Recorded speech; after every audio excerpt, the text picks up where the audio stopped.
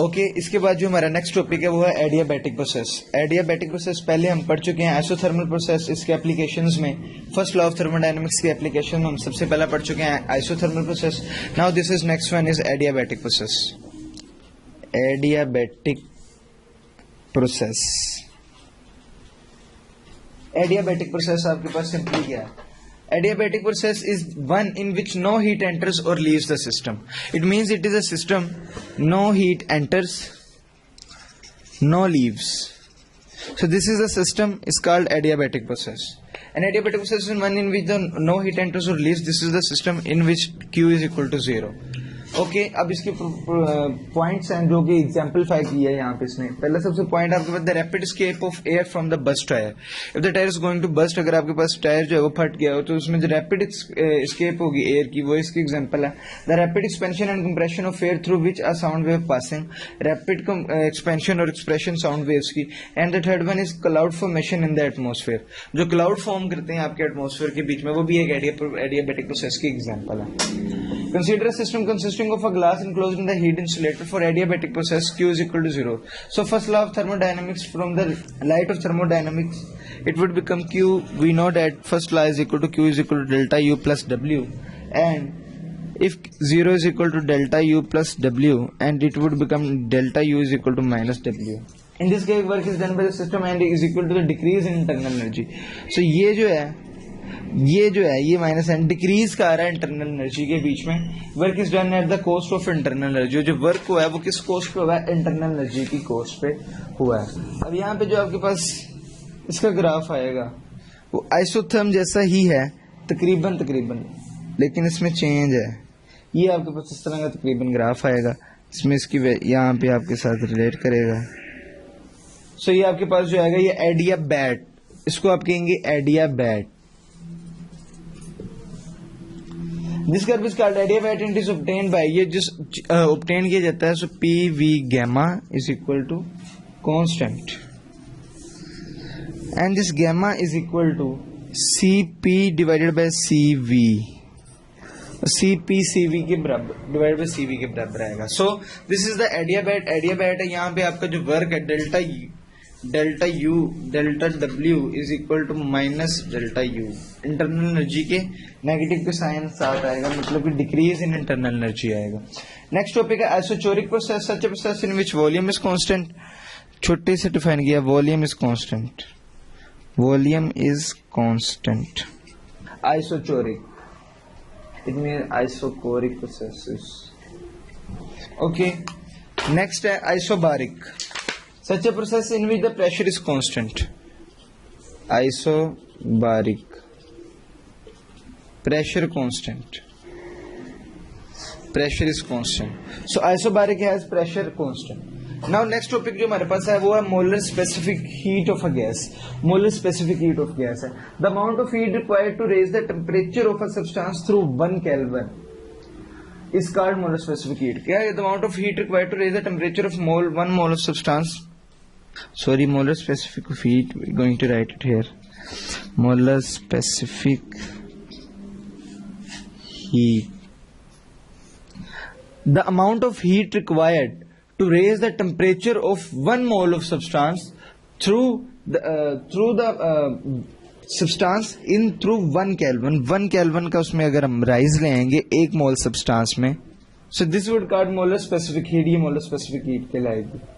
Okay, consider n number of the moles of the substance. The amount of heat Q absorbed by it depends on number of moles would directly proportional to Q, directly proportional to n, and temperature difference Q directly proportional to T, means that delta T. So combining 1 and 2, this would become Q directly proportional to n into T, and ultimately it would become by putting a constant Cmn into delta T, this would become Cm is equal to Q over n delta T, where Cm is the molar specific heat। जो आपके पास Cm आई है ये आपके पास है molar specific heat.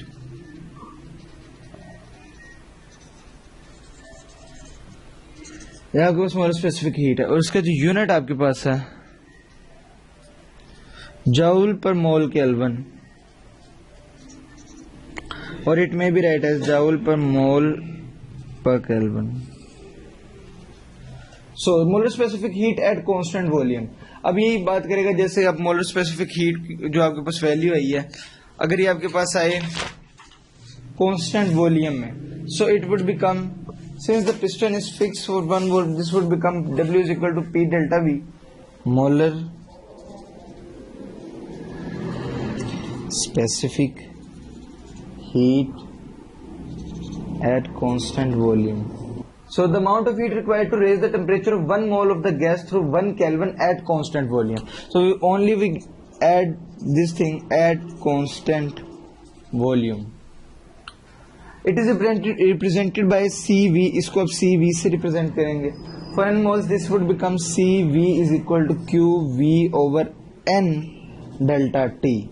So from the W is equal to delta P, since piston is fixed we have the piston fixed. At last we have this QV is equal to delta U plus W, and from QV we are going to put this value CV delta T as the number of moles are fixed. As the number of moles are fixed, जैसे कि number of moles आपके पास fixed है, so this would become CV delta E is equal to delta U, and हमारे पास जो work आ रहा है क्योंकि piston fix है,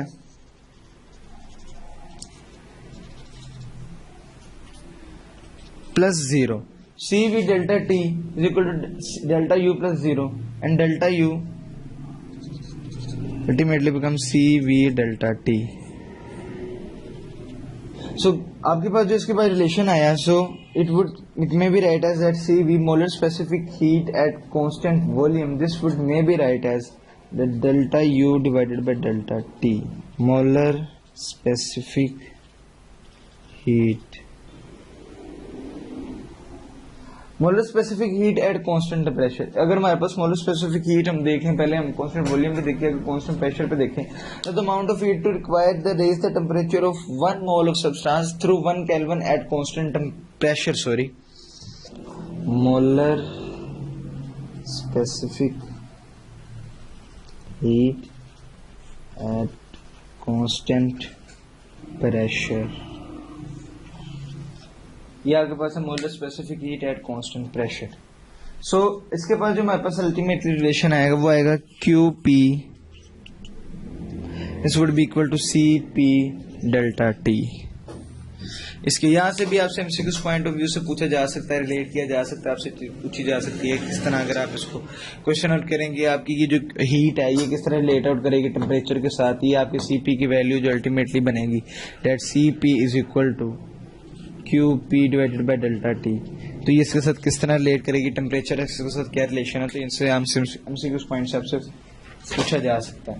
एक रिलेशन आपके पास बहुत इंपॉर्टेंट है और ये एमसीक्यूज में शॉर्ट वर्जन में बहुत पूछा जाता है, that CP minus CV is going to be R। इसका प्रूफ भी है लेकिन प्रूफ करना हमारे लिए जरूरी नहीं है, हमें ये बात याद रखना लाजमी है that CP minus CV is equal to R। It means that molar specific heat at constant pressure when minus by molar specific heat at constant volume this is going to be R। ये R के equal है। इसके यहाँ पे total इसने जो आपके पास relate out किया है, लास्ट में सबसे अगर आपसे क्वेश्चन पूछा जा सकता है यहाँ पे, आप ये बताएंगे डेट CP और CV में से कौन सी ग्रेटर है, तो ये अगर आपके पास CP minus CV is R, so you may write this CP this would be equal to CV R plus CV।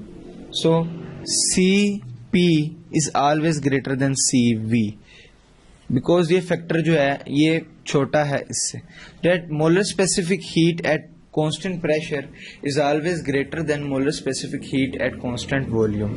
Okay, इसके बाद जो हमारे पास प्रोसेस है, हमारे पास जो वैल्यूज हैं वो नेक्स्ट टॉपिक का हमारे पास आता है रिवर्सिबल प्रोसेस। हाँ, इसमें आपसे ये भी क्वेश्चनिंग की जा सकती है अल्टीमेटली आपसे CP के साथ जो मैंने आपको जैसे पहले टॉपिक में बताया that QP divided by delta T के बराबर है, और CV आपने पहले वहां पे फाइंड आउट किया that delta U is equal to delta T।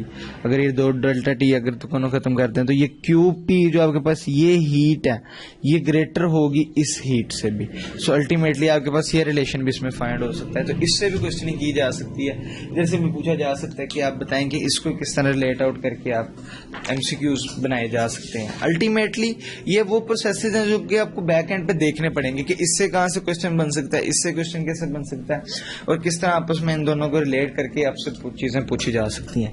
Next topic is reversible process. Reversible process. A reversible process is one which can be retraced in exactly reverse order without producing any change in its surrounding. For example, the liquefaction and evaporation performed slowly. कहते हैं reversible process वो process है which can be retrace किया जा सकता है in exactly reverse order. उसी reverse order में जिस order में वो perform किया गया उसी reverse order में perform किया जा सकता है without producing any change in the surrounding. Surrounding में किसी भी change के बगैर anything which is except system is called surrounding. वो आपकी सराउंडिंग में आएगी। सिंपल डेफिनेशन है सराउंडिंग, अगर आप सराउंडिंग डिफाइन करना चाहते हैं तो आपका ये रिवर्सिबल प्रोसेस तो आएगा। इसमें आपकी अगली चीज आती है जो सब हेडिंग है cycle. A succession of events which bring the system back to its initial condition is called cycle, या आप इसको साइकिल कहेंगे। तो ये इसकी एक ब्रांच है कि वो आपके पास सक्सेशन ऑफ इवेंट्स की वो आपके पास रेशो, वो बार बार इवेंट्स जो बार बार आपके पास हो रहे हैं ताकि आपका जो ये इवेंट है वो लास्ट फाइनल कंडीशन से इनिशियल कंडीशन पे आ जाए। वो जो प्रोसेसिंग हो रही है बैक एंड पे इसके उसको आप कहेंगे cycle. This would be called as cycle. इसको आप साइकिल कहेंगे। So irreversible process. Now the other topic is irreversible process. What is irreversible process? The process which cannot be retraced in the backward direction. जो कि backward direction में retrace ना किए जा सकते हों। By reversing the controlling factor, reverse controlling factors को reverse किए बगैर is called an irreversible process. All changes which occur sudden, जो कि अचानक हो जाती हैं, वो आपके irreversible process में आएंगी। And there is explosion. कोई भी धमाका अगर होता तो वो आपके पास irreversible process है which cannot be retraced back into its initial position. Next topic है heat engine. What is heat engine? It is a device which converts heat into mechanical energy. Heat engine. It is the basic definition of thermodynamics. Heat engine, जो कि जिसकी application है ये device convert heat energy to mechanical energy. Okay. इसका working principle आपके पास क्या है? Heat engine absorbs heat from the high temperature reservoir, converts a part into work and rejects remaining part into low temperature reservoir. ये इसका working principle है। It means that वो high temperature reservoir से आपके high temperature reservoir HTR, high temperature reservoir से आपसे heat ले रहा है और इसको लेफ्ट आउट कर रहा है आप में लो टेम्परेचर रिजर्वर पे, लो टेम्परेचर रिजर्वर पे। So in cyclic heat engine the working substance usually gas returns to its initial state पे आपके वापस आ जाता है। Now applying the first law of thermodynamics का अगर आप फर्स्ट लॉ अप्लाई करेंगे तो आपके पास जो आएगा Q will be equal to W. So let Q1 be the heat supplied to the engine HTR and Q2 be heat ejected by the engine LTR. Then work done by the engine. अगर आपके पास Q1 जो energy है, आपके पास Q1 जो heat energy है वो आपके पास given हो और Q2 जो इजेक्शन हो, let Q1 minus Q2. So अगर आप इसकी एफिशिएंसी काउंट करना चाहते हो कि इसकी एफिशिएंसी क्या है, so this would become efficiency W over Q1. तो ये W over Q1 के बराबर आएगी। So W is equal to Q1 minus Q2 divided by Q1। तो ये Q1 minus Q2 divided bye Q2 के बराबर आएगी इसकी एग्जैक्ट एफिशिएंसी। सो इसके यहाँ हमारे पास एक इंपॉर्टेंट डायग्राम भी है जो कि आपसे हाई टेम्परेचर रिजर्वर को आप हमेशा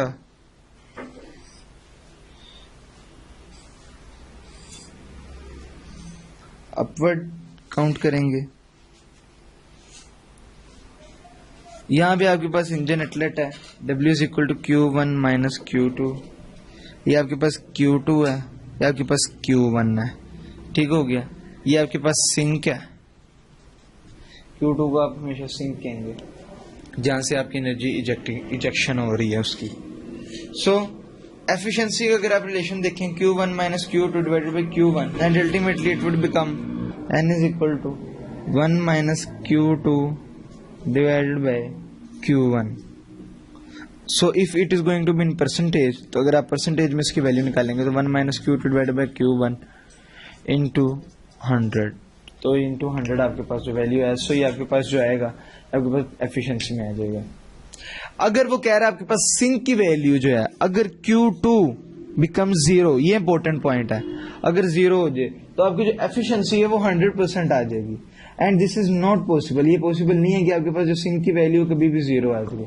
अगर सिंक की वैल्यू आपके पास 0 आएगी, अगर आपसे पूछा जा सकता है कि 100% इसकी वैल्यू कब होती है, तो आपको इसका आंसर में सिर्फ ये लिखना है, जब इसकी Q2 है, means that when sink energy becomes equal to 0, that it means it will give 100% efficiency. It means that energy that the heat engine will convert all heat energy into mechanical energy.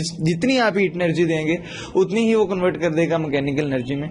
So it is not possible as such. इस तरह possible नहीं है that Q2 is equal to 0. Q2 जो आपके पास है, ये sink की वैल्यू जो है आपके पास वो 0 के इक्वल आ जाए। ये एक डिफिकल्ट सी बात है जो कि प्रूव नहीं है। अब इसी पे बेस करके आपका जो सेकंड लॉ ऑफ थर्मोडायनामिक्स बना है वो इसी पे बेस्ड है, that no heat engine operates in a cycle that convert all heat supplied into the work.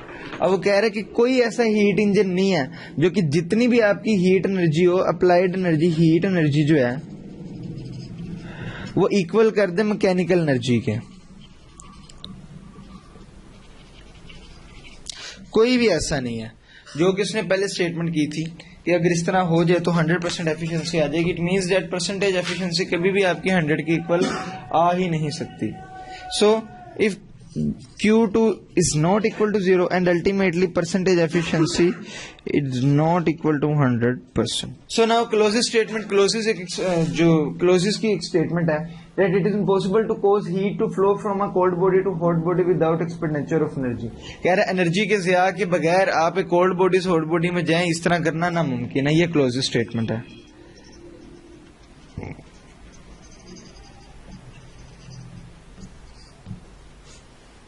For example refrigerator, closing statement की एग्जाम्पल जो उसने दी है वो है यहाँ पे रेफ्रिजरेटर।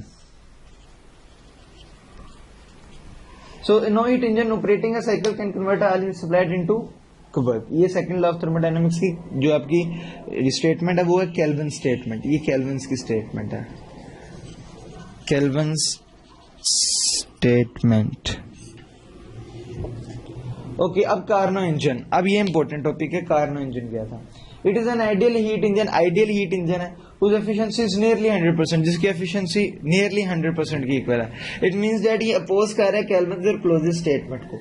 ये क्या कहता है? In 1840 Carnot describe an ideal engine using isothermal and adiabatic processes, जिसमें उसने आइसोथर्मल और एडियाबैटिक प्रोसेसेस को इस्तेमाल किया। And showed that an engine operating an ideal reversible cycle between heat reservoirs of different temperature would be the most efficient engine. ये जो आपके पास engine होगा most efficient engine होगा। It absorbs some heat from the HTR, convert part into work and reject the remaining part of the LTR, which means that ये जो आपकी Q2 जो है ये नियरली इक्वल टू 0, आप इसमें कह सकते हो कि लिमिट्स के साथ नियरली इक्वल 0 हो सकती है। और ये अभी तक कार्नो इंजन उसका सबसे एफिशिएंट इंजन है 1840 के बीच में जो उसने डिस्क्राइब किया था। It consists of an ideal gas enclosed in a cylinder provided by frictionless, movable and non-conducting piston. The walls of the cylinder are non-conducting while the base is conducting to heat. The operation cycle of Carnot engine is called Carnot cycle. So this would called Carnot cycle.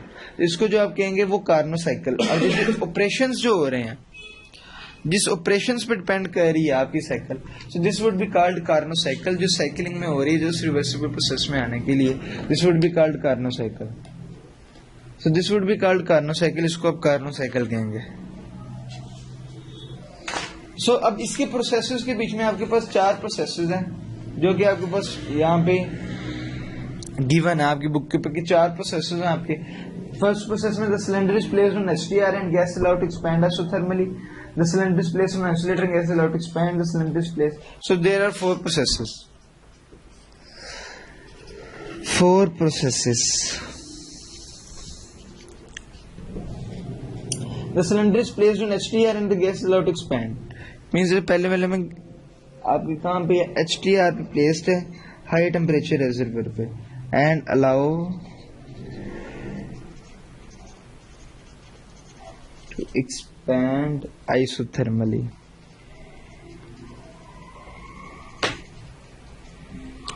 Second जो आपके पास phrase है वो है The cylinder is placed on an insulator. Placed on insulator and gas is allowed to expand. And gas is allowed to expand. Process 3 है, the cylinder is placed on LTR. LTR पे place किया गया आपके पास low temperature reservoir पे, and gas is compressed. आपके पास जो gas है वो कंप्रेस्ड है. और आपके पास फोर्थ पॉइंट है, finally the cylinder is once again placed on the insulator and gas is compressed adiabatically. और लास्ट पे जो आपके पास है, gas is expressed, cylinder is once again and the gas increases.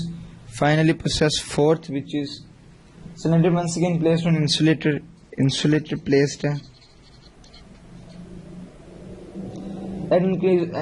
the gas is compressed adiabatically, and gas is compressed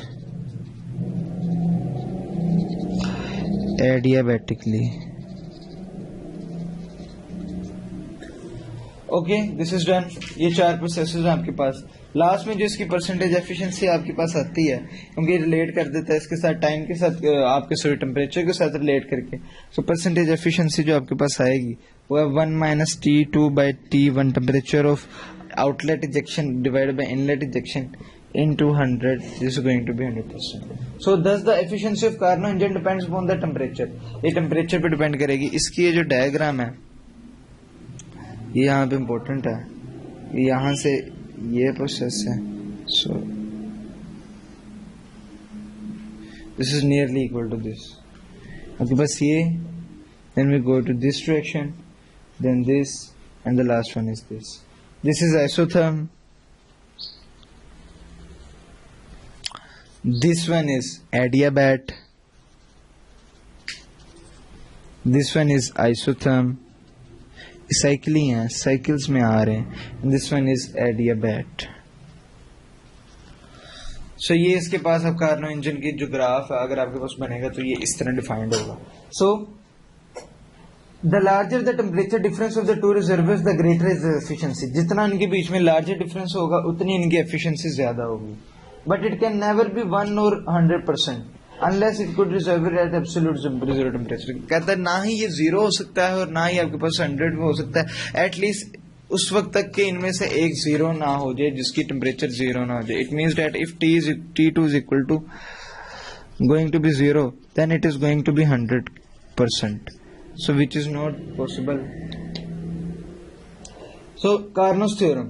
Carnot's theorem यहाँ पे क्या है? No heat engine can be more efficient than a Carnot engine operating between the same two temperatures. अगर उनको same two temperatures के बीच में operate किया जाए तो कोई भी ऐसा इंजन नहीं है जो कि Carnot इंजन से ज्यादा इफेक्टिव हो. The Carnot theorem can be extended to the state all Carnot operations. All real heat engines are less efficient than Carnot engine. Carnot theorem.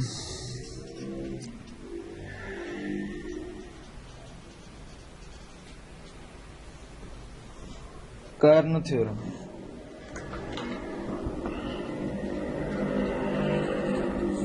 No heat engine can be more efficient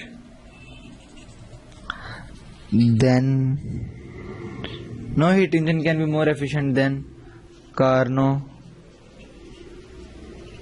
engine. So all real heat engines are less efficient than Carnot engine due to the friction and other heat losses, जो कि दूसरे heat losses वगैरह की वजह से आएगा. So Carnot engine से, Carnot theorem ये कि Carnot इंजन से कोई भी आपका ज्यादा बेहतर इंजन अभी तक ड्राइव नहीं है. तो thermodynamic and scale of temperature. Thermodynamic scale of temperature के लिहाज से the thermodynamic scale of temperature is defined as by choosing 273.16 Kelvin as the absolute temperature of the triple point of water as one split absolute. The unit of thermodynamic scale, remember this, thermodynamic scale is Kelvin. This is your Kelvin. तो thermodynamic scale जो आपके इसका unit है, SI unit, वो आपके पास kelvin है. So Kelvin, so 1 Kelvin is equal to 1/273.16 into thermodynamic temperature.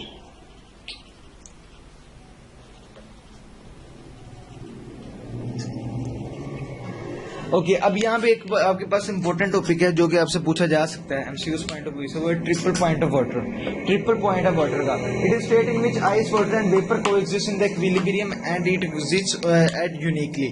ये वो टेम्परेचर जब आपके पास आइस फॉर्म भी है उसकी, आपके वाटर आप ऐसा लिक्विड स्टेट में भी है और आपके पास वेपर फेज में भी है, कोएग्जिस्ट कर रहा है, एक ही स्टेट में है. सो एट वन पर्टिकुलर प्रेशर, इसके ऊपर जो आपके पास प्रेशर है, ये बहुत इंपॉर्टेंट पॉइंट है, वो 0.61 किलो पास्कल है. इस प्रेशर, ये आपके पास प्रेशर होता है और जो आपके पास टेम्परेचर है वो है 273.16. This is going to be your triple point of water. ये आपके पास ट्रिपल पॉइंट है जहां पे आपके पास लिक्विड फॉर्म में भी एग्जिस्ट कर रहा है वाटर, लिक्विड आपके पास गैसियस फॉर्म में भी एग्जिस्ट कर रहा है और आपके पास वो एग्जिस्ट कर रहा है as ice state, solid state में भी एग्जिस्ट कर रहा है. Since this scale is independent of working substance, hence can be applied at very low temperature. तो ये वर्किंग सब्सटेंस से इंडिपेंडेंट है, सो ये लो टेम्परेचर पे भी इसको अप्लाई किया जा सकता है. Now the next topic is petrol engine.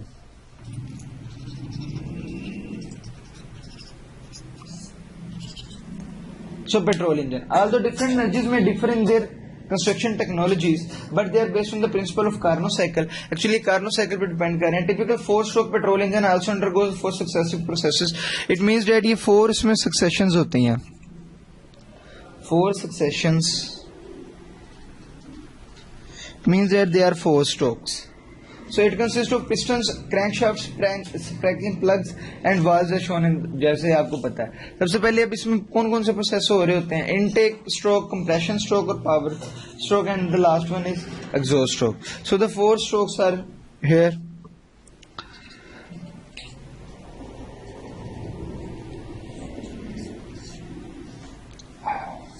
Intake stroke जो कि आपको इनटेक ले रहा है वो भी पेट्रोल की. The other way is compression stroke, उसको कंप्रेस करता है, compression stroke. The third one is power stroke. Third आपके पास है power stroke. And the fourth one is, this is first, second, third and the fourth one is आपके पास जो है वो एग्जॉस्ट स्ट्रोक.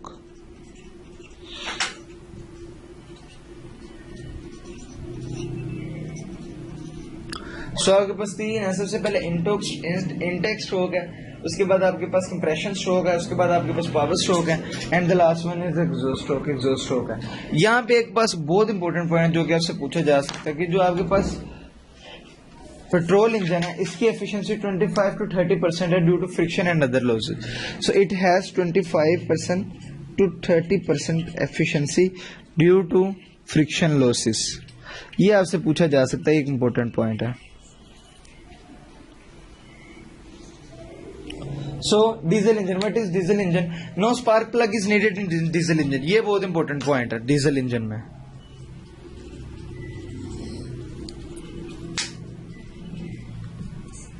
डीजल इंजन में no spark plug is needed in diesel engine. Diesel no spark plug आपके पास चाहिए होता है, आपको spark is not required.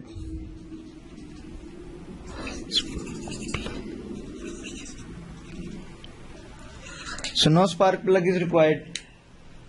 Diesel is sprayed into the cylinder but maximum compression by a strong compression pump. Because air is at very high temperature, immediately after compression the fuel mixture ignites on contact with air in the cylinder and push the piston. ये अब इसकी simply इसकी define किया गया कि आपको ये इस तरह याद रखना है. सच इंपॉर्टेंट नहीं है, लेकिन एक बात जो बहुत इंपॉर्टेंट है इसके बीच में याद रखना वो है इसकी एफिशिएंसी, कि वो इससे हमेशा जो डीजल इंजन आपके पास है वो आपके पेट्रोल इंजन से ज्यादा एफिशिएंट है और इसकी एफिशिएंसी आपके पास है 35 to 40%.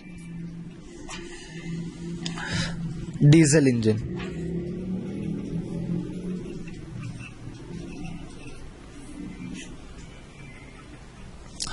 So diesel engine has the efficiency of 35 to 40%. Okay. Now the next topic is entropy.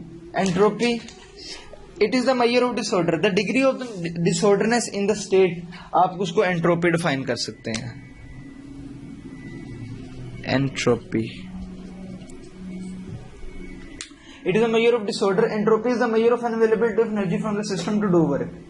As it is written as and defined as delta S. इसको delta S से डिफाइन किया जाता है और इसका फार्मूला है delta Q divided by delta T. इस तरह आप इसको एंट्रोपी का formula as delta S is positive the entropy increases. अगर ये पॉजिटिव है आपके पास इसकी वैल्यू है तो ये इंक्रीज कर रहा है,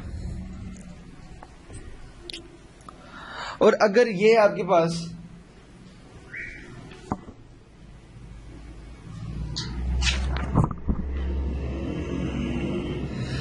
पास डेल्टा एस नेगेटिव है, so this is going to be decreasing state. अगर आपके पास ये नेगेटिव वैल्यू आ रही, so this would be have your decreased state. So the unit of entropy is joule per Kelvin. Unit is joule per Kelvin. So like potential energy or internal energy, it is the change in entropy of the system. Entropy is state variable. So ये बहुत important point आपके पास कि entropy जो है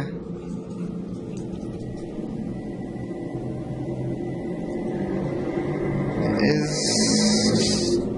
state variable. ये जो entropy आपके पास है वो state variable है.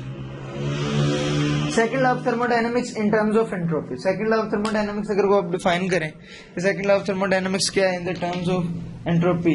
If a system undergoes a natural process it will go in the direction that cause entropy of the system plus the environmental. कहता है अगर आप इसमें जाए इन टर्म्स ऑफ एंट्रोपी के लिहाज से अगर आप डिफाइन करें तो आप इसमें क्या था, that delta Q is equal to delta U plus W. ये आपके पास सेकेंड लॉ था. Okay, we are done with the second law. So अगर इंट्रोपी के लिहाज से अगर आप डिफाइन करें, so if a system undergoes a natural process में जाए, it will go in the direction that cause entropy of the system. Entropy आए उस सिस्टम की, आपके पास वो एनर्जी है आपके पास, plus the environment to increase, और उसमें जितना आपके पास वर्क हो रहा है उसमें चेंज आने में एनवायरमेंट में, तो ये आपके पास सेकंड लॉ ऑफ थर्मोडायनेमिक्स आएगा एंट्रोपी के लिहाज से. अब यहाँ पे एक बहुत इंपॉर्टेंट बात यहाँ पे डिफाइंड है जो कि सब हेडिंग में हीट डेप्थ है. When entropy of the universe will reach its maximum value, जबकि एंट्रोपी आपके पास the degree of disorderness is called entropy. वो जगह जब आपके पास unavailability of energy होगी from the system to do work, आपके पास काम करने के लिए एनर्जी की जब एनर्जी ही नहीं होगी, this would be called entropy. वो कह रहे जब वो अपनी मैक्सिमम वैल्यू पे चले जाएगी, when it reach its maximum height, maximum point value, everything will be at same temperature. हर चीज जो है वो सेम टेम्परेचर पर आ जाएगी. That there will be no way to convert heat energy to into a useful mechanical work and might be face at heat death. तो हम heat death, it means that entropy is the degree of disorderness. It means that the unavailability of energy to do work. Okay, अगर वो कह रहा इस entropy जो है वो ग्रेटर मैक्सिमम वैल्यू पे आ गई तो हमारे पास हीट डेथ हो जाएगी. It means that no heat could be converted into mechanical energy और सेम टेम्परेचर आ जाएगा. तो ये वो डिफाइन करना चाह रहा है.